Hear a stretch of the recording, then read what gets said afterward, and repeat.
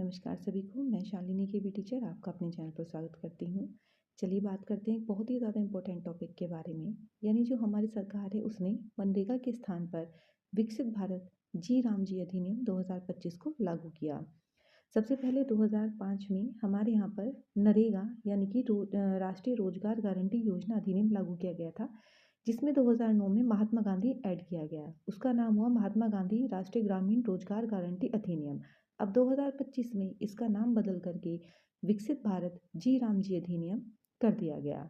देखिए, ये जो आपका अधिनियम है, ये हमारे जो गांव में किसी को रोजगार नहीं मिल पाता है, उसको ध्यान में रख कर के 2005 में शुरू किया गया था।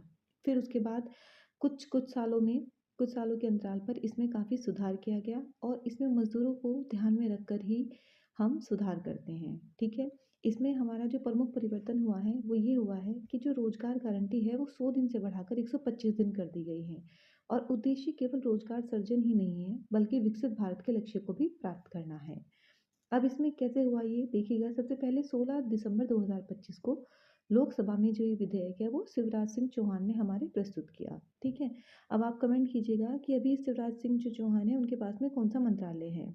चलिए मैं बता ही देती हूँ, वो हमारे ग्रामीण विकास तथा कृषि एवं किसान कल्याण मंत्री हैं शिवराज सिंह चौहान।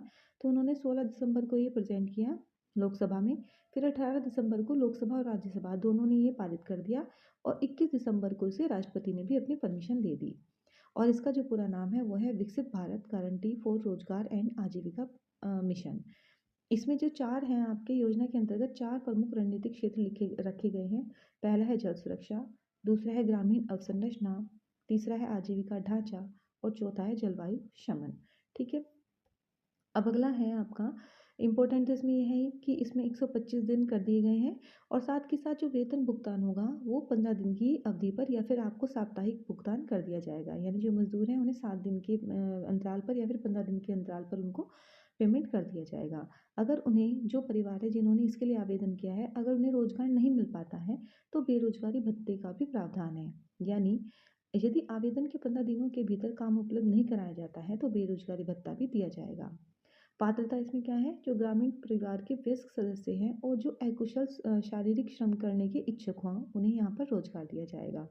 इसमें देखिए हार्वेस्ट ब्रेक का भी प्रावधान किया गया है। मतलब जिस टाइम पे फसलों की कटाई बुआई होती है उस टाइम पर 60 दिन भी कोई काम उनसे नहीं कराया जाएगा, ताकि वो लोग मजदूरी कर सकें खेतों में जाकर, ताकि जो हमारे किसान है उसे भी मजदूर उपलब्ध हो सकें। ठीक है, अगला है, इसमें जो सरकार है उसने अपने खर्चे की जो बताई है कि उनका कितना खर्चा होगा, वो होगा आपका